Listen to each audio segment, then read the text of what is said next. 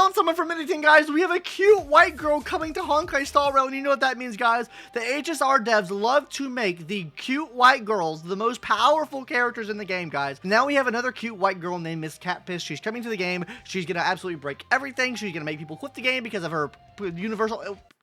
She's gonna do a lot, guys, so just don't summon, or maybe you should. So that's what we're talking about in today's video, guys, because I want to go over Mr. Middington here. I feel like people aren't giving him the right shakedown, right? I get that some people say, his kit doesn't look too good, his fucking animations suck ass. Okay, whatever, yeah, you're entitled to your own opinion. But guys, today I want to go over why you should and or should not be summoning from Mr. Middington, going over from things like damage to free play viability to future proofing, okay? Everything like that in today's video, guys.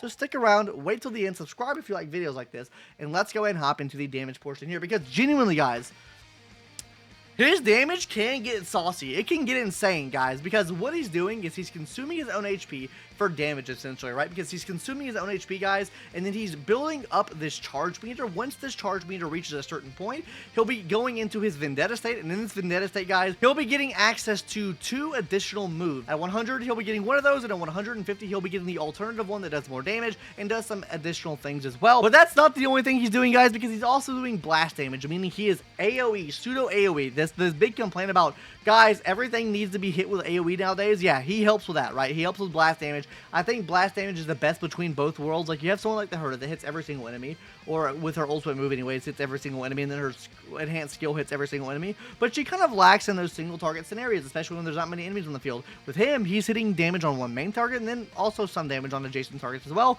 So he kind of fits the mold between both AoE and single target, and I feel like that's where he works really well at. Also, guys, max HP scaling, meaning his damage will be scaling off of max HP, so he's like Blade in a way, right? The upgraded Blade, surely, right? But I don't think he wants to hurt himself, unlike Blade. Next, he has an extra turn and an action advance. Now, action advance is like anything you would do. You bring someone up to the front with Bronya, that's action advance. Extra turn is really interesting, though.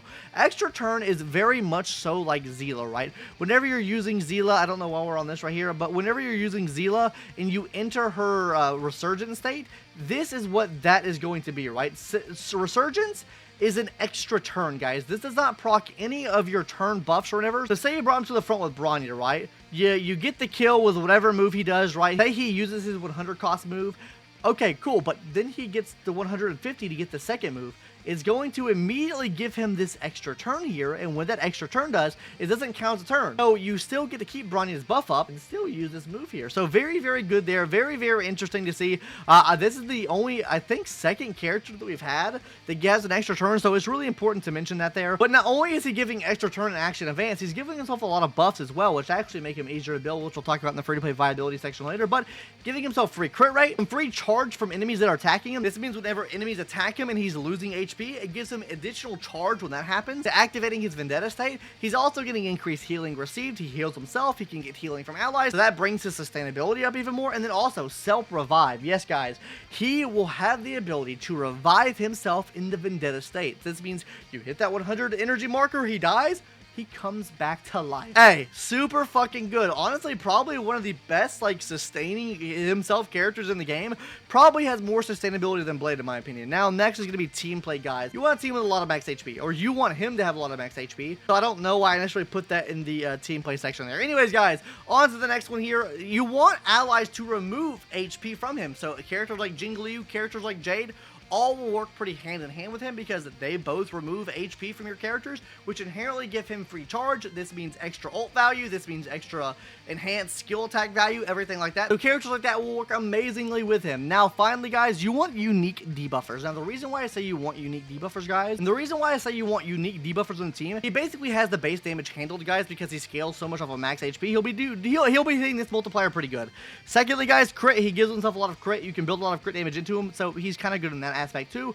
The really only thing that he's missing is like damage boost here, so you would want some type of damage boost on him. You also want res, defense, vulnerability, and everything like that to really make him pop off and shine, because like I said, he's getting these two pretty good to himself, so you really don't need that much from other allies and stuff like that, or your other supports. So really just aim for these three right here, and that's what we're gonna talk about now, guys. His teams, his best in slot teams here. So I brought up a chart here, guys. Obviously, in my opinion, I think that everyone that has healing capabilities will be really good for him. So characters like, by Bailu will be good. Gallagher will be good. Who else? Hua Hua will be good here, right? Any healer will be good for him because you want him to take damage. You don't want to negate the damage. I do want to bring up the Fu Xuan situation. She's somewhere on this list here. I do have Fu Xuan not marked off on the list, and I'll talk about her in a second here. But overall, guys, you do overall want him to be taking as much damage as possible and just healing that damage back up. And a shield character does not allow you to do that. So for that matter, yeah, just fucking, you don't need them on the team. Other than Fu Xuan has a certain situation, guys, where she does damage mitigation, which overall does bring down the efficiency of what he's able to do in terms of charging up that stack more and more. But she does bring up the max HP for the team, meaning you can give him more of a damage output because you're increasing his max HP. You're also increasing his crit rate as well, which overall makes his build easier, just on top of everything else. But you are giving damage mitigation there, so that means he is taking increased damage. You're also making Kurt take more damage as well, because his defense will be dropping to 0 when in the Vendetta state, so I do want to let that be known. So, yeah, like I said, healer's really good here. Next, buffers. Buffers, they give you unique buffs. She gives damage bonus, that's why she's here. So, that's the obvious reason. She gives damage bonus. He gives damage bonus, but also crit rate, crit damage, which, I mean, you don't really need too much of, but he gives ult charge as well, which is really good, and some SP efficiency, which can be very helpful too. And then also things like Robin and Ruan Mei here. She gives damage percentage. She also gives attack, which doesn't matter, but damage percentage there is very helpful. Ruan Mei gives damage percentage as well, and also weakness break efficiency can also be very good there. Do want to put those two in the fray there for that. Now, on to other characters. Ting Yun gives energy and damage percentage. Like I said, you do want to give him some damage percentage, so that can also work.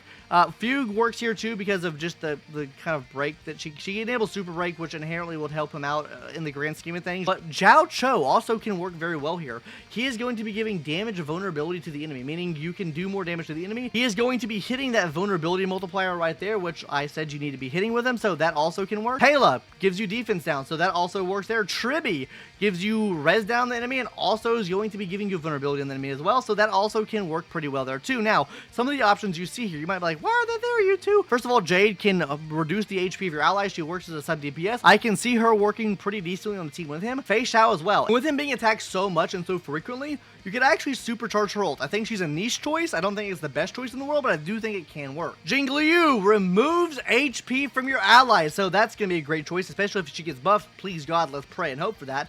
Oh yeah, I forgot. Remembrance MC. They give you true damage. They give you crit rate, crit damage as well, so that overall helps build out, but true damage is a real big thing there. Now, let me go ahead and hop into what I think his second best scenario would be, which is a dual DPS scenario, or even a triple DPS scenario in some cases. I can see that working, but dual DPS first. Castorice, Mydei, come on guys.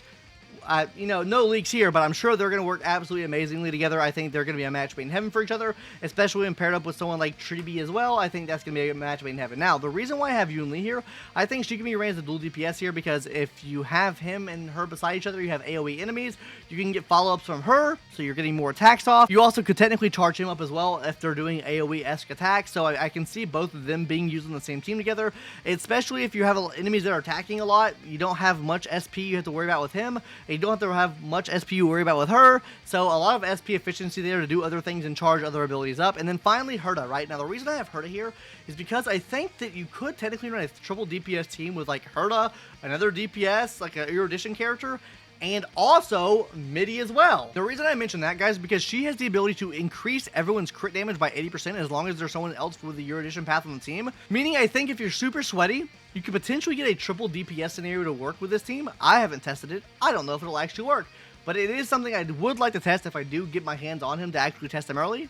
Oh, yo, fucking please. Now, on to the build, guys. Very easy build. He gets a lot of free crit rate to himself already, so crit rate's going to be very easy to build, first of all. Secondly, guys, his best in slots are pretty easy to farm, or honestly, pretty decent farms to farm his best in slot sets up. And what I mean by this is this right here, guys. His best in slot set is going to be the Scholar Lost in erudition right now, and you can farm this up with Ordeal, which is a really, really good set to have. It gives you increased speed, and that's so funny that we mentioned that, right? Because his second best in slot set would be the Longevious Disciple set, which, oh, it max HP, and then what is that? 6% speed. It's like a match made in heaven. Both of these sets are so good to farm. And then alternatively to that, guys, if we're talking about planar ornaments, the new planar ornament, his best in slot anyways, is going to be the Bone Collection, right? You're farming this up with this set right here, which is Giant Tree of Wrapped Brooding. Now, this set is not good right now, but in the future, this will probably be pretty decent. So this will be a decent set to farm in the future as well for future characters coming out on the line. This will probably be their best in slot set. So that is another observation I would like to make there with him too. Next is going to be free-to-play light cone options, guys. genuinely, this guy has some pretty good free-to-play options. Like, obviously, his signature light gun is going to be the best in slot, but if we look at the 4-star options here, Secret Vow works very well. Hey, yo, very good, but that's not free-to-play, right? Flames of Far. He can practically activate this at all times. Bro, brother, this shit absolutely slaps right here. Free damage, okay? Hell yeah. Next is going to be Ninja Record Sound Hunt, which is an event light cone. Gives you increased max HP and increased crit damage. So he has 3 free-to-play options you can run on him that are pretty good on him all around the board. So, I mean, hey, yo. Honestly, more power to him. Great free-to-play light cone options. We absolutely love to see that. And honestly, guys, the really big pro with this, too, is you can use a lot of the bad stats from your traditional attack and DPS sets on him. So, say you had a piece that will, like, crit rate, crit damage, or, like, HP and defense, something like that. Throw it on him. He will love the HP. He'll love the crit rate. He'll love the crit damage. So, that is also a very big pro with him as well. Now, let's move on to casual play. Bro, Brother moves on his own, basically, right? For the most part, he does, right? I think that'll be very good, but I do think he'll be somewhat volatile. As you can see right here, SP is volatile and actions based off damage. If you're facing an enemy that's not doing damage very often, then you're using a lot more SP with them. If you're facing enemies that do a lot more damage to them, you're using a lot less SP. So it really just depends on what enemy you're fighting. He can be very volatile depending on what situation you're in, which I don't like too much. I don't like unknown values and stuff like that when it comes to characters, but I would say overall free-to-play aspect is a very big win in my book. I think he is very, very good in a lot of different scenarios, and I think he could help you out as a free-to-play player, especially if you're new coming to the game. I think he offers enough free stats to himself. He's easy enough to build that he'll clear all the content in the game for you. I think you can't go wrong with him. Destruction's never missed, and I don't think he'll miss either. Now, on to the final category here with the future. What is next? Cute white girls next, guys. Miss Catpiss is coming out next, guys. Yeah, it's basically up for him at that point. I mean, like, I think he has literally been power crept before he came out. So, like, what sense does it really make pulling for him anyways? Like, for real? We already know Castorice is gonna be better. If she ends up giving a universal buff to your account, then fucking skip him anyways, right? I'm not saying that I condone that practice at all, by the way. I think it's fucking stupid, and I think if she does have a global passive, you should 100% skip her. There is no reason at all that you should pull for her. But anyways, she's gonna be better just hands down anyways, comparatively to what he's able to do. She just does so much damage, right? She just does so much, and honestly, she looks cooler to me anyways. What's next is absolutely massive and going to outscale what he's able to do, and then alternatively to that, guys, he'll be a great sub DPS, I think. We can run him as a sub DPS like we mentioned earlier, so I mean, that's it. So at the end of the day, guys, should you or should you not summon for Mr. Middington? I think you should skip him. I don't think he offers much value to your account, especially if you're a later game player. I think he provides a lot more value to your account if you're just starting the game out. That's all I'm going to say. Very early game players, I think he provides a lot more value. The more you get up, I think the less value he provides, right? He gives you a lot of free stats. It's really good for, like, free players, like early game players. He's very easy to play, very Oonga Boonga brain. You don't have to think much. He has Revive in his kit. Like, hey, this is a great character for new players. That's what I would say. Not saying he's bad outside that, but that's how I see him anyways, guys. Don't summon for him. I don't think you should summon for him. If you like him, then go for it. Fuck it. Fuck my opinion. Why are you watching my video if you want to pull him and you're going to go to the comment section and fucking shit on me? I don't know, man.